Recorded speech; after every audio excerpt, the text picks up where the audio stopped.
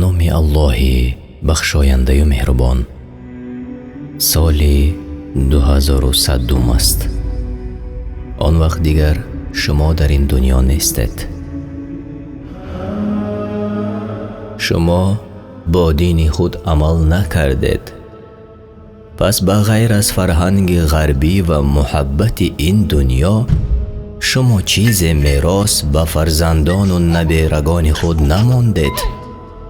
در نتیجه بعد چند سال اولاد شما دیگر مسلمان نیستند.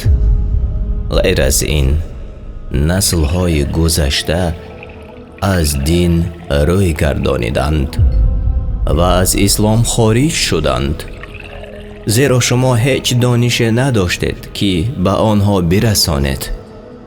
اسلام در خون شما جاری شدن را قطع کرد و شما به سبب محبت خود به این جهان به تنزل یعنی پست رفتن اسلام در زندگی خود آورده رسانیدید و محبت دنیا شما را تا قبر راهنمایی کرد. آن به شما هیچ سود نه آورد، اما به آن نتیجه آورد که هیچ نفر از خون شما، اولاد گذشته شما، کلمه شهادت را نمیداند. امیدهای بر دروغ و آرزوهای دیرینه این جهان به شما خیانت کردند و شما را جز پشیمانی چیز باقی نگذاشتند. عملهای شما تأثیری گرد و اطراف را به بار می آورند و در نهایت شما آنچه را که می کارید می دروید. حالا منزل آخرین شما را انتظار است و شما برای خود مسئول خواهید بود و درباره ارزش هایی که شما به فرزندانتان آموختید پرسیده می شود.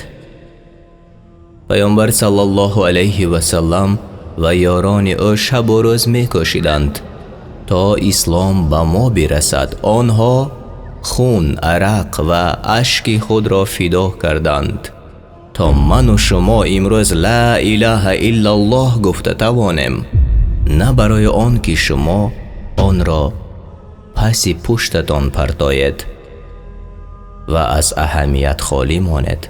خطا میکنید. حالا یگانه چیزی که پیش روی شماست پشیمانی ابدی است، اما شما در این مورد نمیتوانید کار را انجام دهید. اکنون انتظار ملاقات با آفریدگار خود هستید که هرگز برای آن آمادگی ندیده بودید و اولاد شما دیگر به اسلام باور نمی کنند. آنها دیگر روز قیامت هیچ امکان ایستادگی ندارند و شما گناهگارید. شما حالا هم زنده اید. شما حالا هم وقت دارید. امروز عوض شوید تا از پشیمانی ابدی رها یابید.